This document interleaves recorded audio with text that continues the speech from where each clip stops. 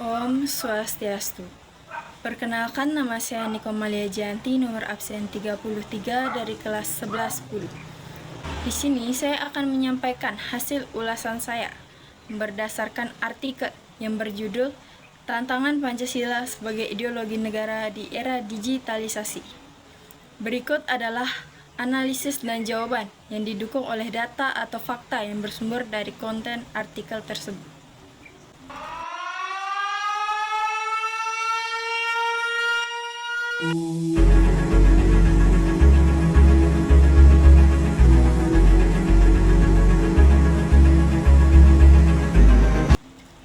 Yang pertama, yaitu apa yang dibahas pada artikel tersebut.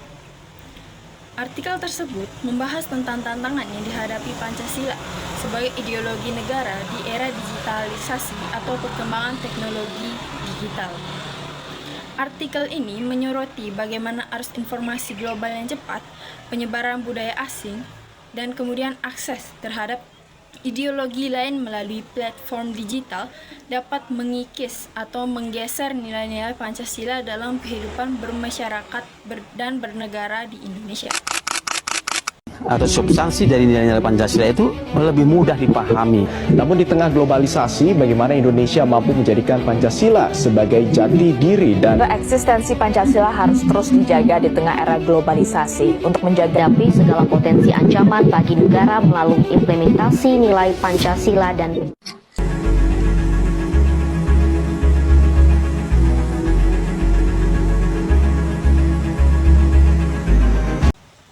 Yang kedua, yaitu kenapa bisa terjadi permasalahan yang ada dalam artikel tersebut. Yang pertama, yaitu akses informasi tak terbatas. Era digital menciptakan keterbukaan informasi yang sangat tinggi. Masyarakat dapat dengan mudah mengakses berbagai paham, ideologi, dan budaya dari seluruh dunia tanpa filter. Yang kedua, yaitu kecepatan penyebaran. Informasi baik yang positif maupun negatif seperti radikalisme, hoaks, dan individualisme menyebar dengan sangat cepat melalui media sosial dan platform digital, seringkali lebih cepat daripada upaya sosialisasi nilai-nilai Pancasila. Yang ketiga, yaitu gaya hidup global. Digitalisasi memicu penetrasi budaya luar yang cenderung individualistis, materialistis, dan hedonis, yang berpotensi berbenturan dengan nilai-nilai gotong royong dan spiritualitas dalam Pancasila. Yang keempat, yaitu minimnya filter kritis.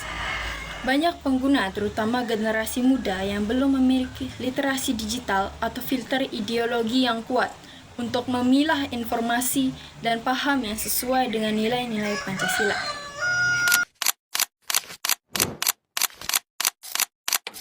Media sosial telah menjadi bagian tak terpisahkan dari kehidupan masyarakat saat ini. Ribuan lowongan kerja online paruh waktu marak bertebaran di media sosial. Banyak akun-akun pribadi yang tidak jelas profilnya. cara gempa yang terjadi di Lebak ternyata dimanfaatkan sebagian orang untuk menyebarkan berita bohong daripada hoax atau hoax. Tentunya dapat merugikan dan menggemparkan masyarakat berita hoax. Seperti televisi dan radio masih menjadi pilihan masyarakat untuk mengonfirmasi.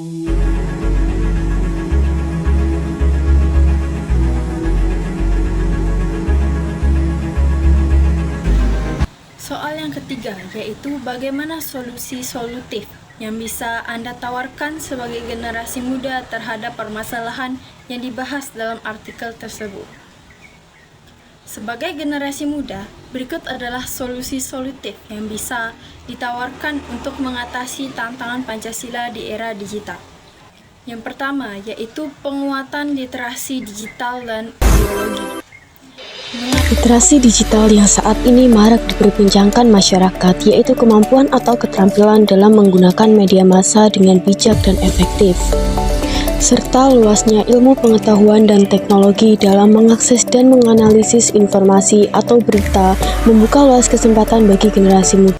Mengadakan workshop atau seminar daring yang berfokus pada pemahaman Pancasila secara kontekstual di dunia digital, dengan mengembangkan konten edukasi digital yang kreatif dan menarik tentang Pancasila yang mudah dicerna di media sosial.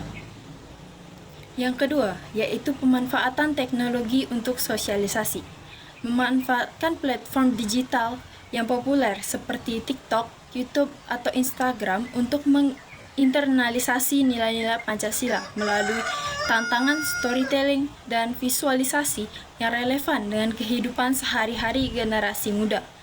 Dengan menciptakan aplikasi atau game edukasi yang menanamkan nilai-nilai kebangsaan dan Pancasila secara interaktif. Yang ketiga, yaitu membentuk komunitas online positif.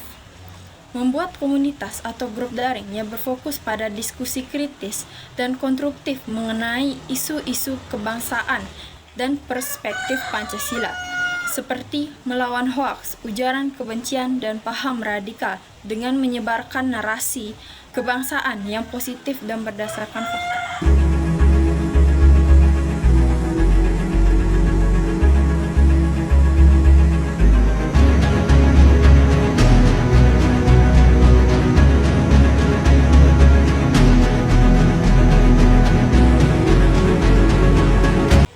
Soal yang terakhir atau keempat, yaitu apa kesimpulan yang bisa Anda tarik dari permasalahan pada artikel tersebut. Kesimpulan yang dapat ditarik dari permasalahan tantangan Pancasila sebagai ideologi negara di era digital adalah Pancasila tidak kehilangan relevannya, namun harus direvitalisasi dan diimplementasikan ulang melalui medium yang sesuai dengan zamannya. Tantangan digitalisasi adalah keniscayaan, bukan penghalang.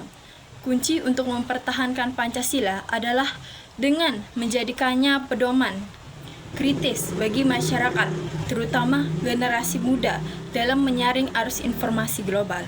Penerapan Pancasila harus bergeser dari sekedar indoktrinasi menjadi living ideologi atau ideologi yang hidup dan dipraktikkan secara aktif dan kontekstual di ruang digital maupun nyata.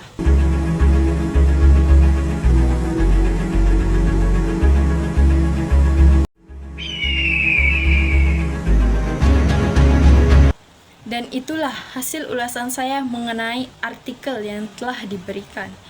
Mohon maaf jika ada kesalahan kata atau ucapan dalam penyampaian. Saya ucapkan terima kasih. Saya tutup dengan Paramesanti. Om Santi, Santi, Santi Om.